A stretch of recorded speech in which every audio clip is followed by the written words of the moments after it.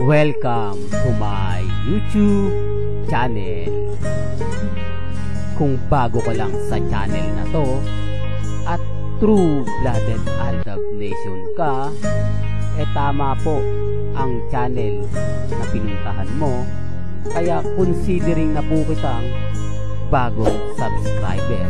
At huwag mong kalimutan pindutin yung bell para lagi po kang updated sa bagong video na ilalabas ko. Salamat po sa iyong pag-click sa channel na to. Welcome back mga kaaldab. Ito na naman po ang inyong lingkod, si Mr. Destiny, at magbibigay tayo ng pinakamagandang update po ngayon sa social media. Marami pong nagtaka, nagulat, bakit po ba huli na dumating si Mengay? Akala nila wala po si Maine Polkerson sa Itbulaga. Marami, ayan ang kumbaga, iba talaga pagka-updated ka, no? Iba talaga pagka alam mo yung ganap ni Mengay. Siyempre, wala naman pong maniniwala sa atin, di po ba, na etong nakikita nyong photos parang si Richard Polkerson, o sabihin na natin si Richard Polkerson yan. Di po ba? Paano nga po ba nakakuha ng mga update na talaga naman pong simple lang at talaga naman pong pumupokus po kina Alden Richards at kay Maine Polkerson? Di po ba? Sabi ko nga, mas maganda pong panoorin etong mga ganitong video na totoo naman po, hindi ito inedit. Di po ba? Ito yung pagkakaiba ng 2015 ngayon 2024. Pwede ka na kasi mag-post ng malalaswa na kung saan halikan to the max. Di po ba? Maraming apps na pag dinownload mo, makukuha mo.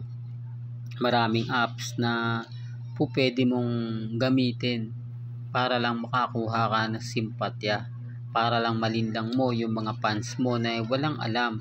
Di po ba? Hindi ko naman sinasabing kumbaga ganito ganyan. Sabi ko nga po sa inyo, yung mga fans lang po na hindi updated sa social media, yung pinaniniwalaan nila yung mga posts na wala naman pong katotohanan. Di po ba? Real talk mga kaaldab. Kaya ang sabi ko sa inyo, tignan nyo po muna kung anong ganap ni Alden. Tignan nyo muna yung mga nangyayari ngayon kay Richard Polkerson at sa loob po ng GMA Network. Lahat po ng lakad ni Alden Richards hindi na po namamanduhan.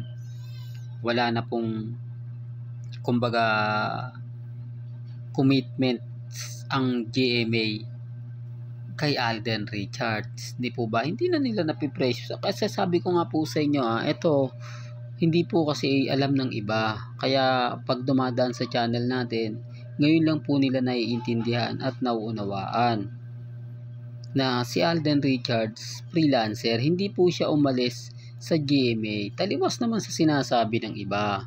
Natama naman po kasi mother network po talaga ni Alden ang GMA. Hindi niya po talaga yan iiwan, hindi yan pipirma sa iba na taliwas sa sinasabing pipirma ng kontrata. Ginugulo lang po nila. Never po siyang pipirma sa TV5 para lang makasama si Maine, para lang makasama yung hindi po. Pwede naman po kasi siyang makasama sa Itbulaga. Pwede naman po siya na mag-guest sa Itbulaga. Kasi tape artist lang naman po po ba, guesting lang na po pwede niya na pong gawin kapag tuloy-tuloy na po na hindi na siya kumukuha pa ng kontrata sa GMA Network. Pero pwede siyang tawagin ng GMA Network. Di po ba? Katulad nga po ng pag-guest niya uli sa All Out Sunday o pagiging host sa mga bagong show ng GMA. Ang hindi niya lang po pwedeng gawin o hindi na niya po gagawin itong gumawa ng mga teleserye. Di po ba? Yung pelikula pwede kasi meron po siyang kumpanya, magko-collaboration lang po magko-collab lang po siya yung kanyang kumpanya at ang GMA Films. Yun na yung pinupunto ko na hindi po nagigets ng iba, na hindi po naintindihan ng iba. Kaya nga po ako mga kaaldab, never akong nagpapa-apekto dyan. Never tayong kumbaga magsasabi na ganito, magsasabi ng ganyan. Kasi alam ko yung buong istorya. Alam natin ang buong kwento. Hindi nila pwedeng sabihin na ganito, ganyan. Di po ba? Kasi hindi naman po natin sisiraan si Alden. Never naman po natin yan na sasabihin ganito. Kaya yung iba po, iba na po kasi yung kwento sa mga naririnig nila at sa napapaliwanag po nila. Kasi kung gustuhin po ng GMA, gaya nga ng sinabi ko, bagsak ang ratings ng All Out Sunday eh. Di po ba? Although sabihin ng iba, wala pong kalaban. Dahil ang kalaban lang naman niya online. Wala namang show mismo na channel ang ABS-CBN. Tanging mapapanood mo lang to sa online. Hindi po ba? Yan ang pagkakaiba. Kaya nga sabi ko sa inyo, hindi naman po lahat meron na nga pong mga aporta box. Yung kumbaga TV Plus tinanggal na eh. Di po ba? Ban na yung TV Plus eh. Kaya nga sabi ko sa inyo mga kaldab, saan pa po manonood ang ibang mga viewers, lalo na po sa mga probinsya? Doon lang po sa National TV. Ano nga lang po ba yung palabas sa National TV? Kung wala kang gamit na aporta box. Di po ba? Hindi, sinasabi ko lang po ito para lang klaro.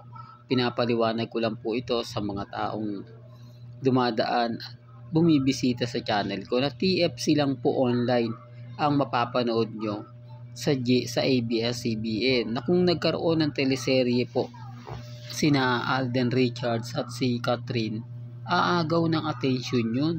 Di po ba? Yung mga TFC subscriber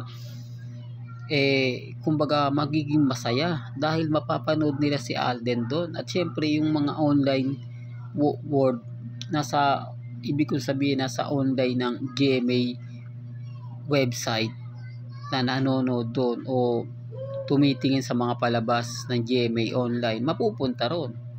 Di po ba? Papabor yun sa ABS-CBN. At syempre magugustuhan po yun kasi karamihan naman po hindi pumupunta sa TFC.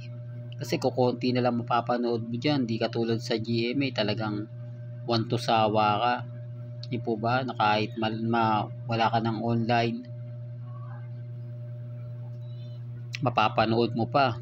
Ngayon, pagka nagkaroon ka na internet ka na, babalik na. Di po ba? Ang punto ko rito, pag lumalabas ka ng bahay, syempre, yung data na gagamitin mo, parang para lang po sa mga Facebook yun. Dahil pag gumamit ka ng di po ba? Lalo na po kung yung gig na ginamit mo 7 days pero 2 gig lang. Pagka nanood ka, malaking kabawasan yun. Di po ba? Sinasabi ko lang po yung nararanasan ko at yung mga alam po natin. Yan ang kagandahan nyo kay Mr. Destiny.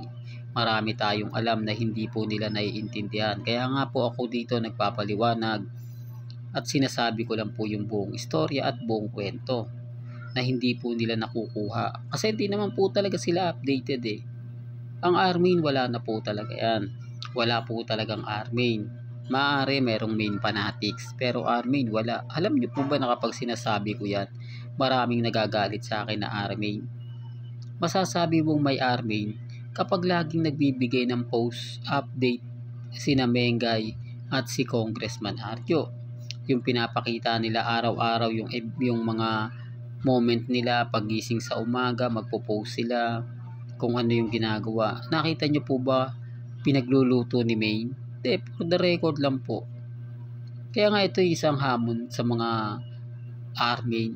Kapag ako po na-encounter nila, nababasag ko sila kasi never pong pinagluto ni Mengay si Congressman Adjo na nag-post ng video. Alam nyo naman po na pagluluto ang isa sa profession ni Maine Polkerson. Obsession na naman yan, Mr. Destiny. Hindi, totoo to mga kahaldab. Culinary arts ang kinuha ni Maine Polkerson pero hindi nagluluto ng bahay. Saan siya nagluluto? Yun ang magandang tanong, di po ba? Sino yung pinaglulutuan niya? At bakit hindi niya ma-post sa social media? Well, hindi ako namimilit ha. May kanya-kanya po tayong pananaw. May kanya-kanya po tayong opinion. Ang sa akin lang naman po, gusto ko updated po kayo. Po ba?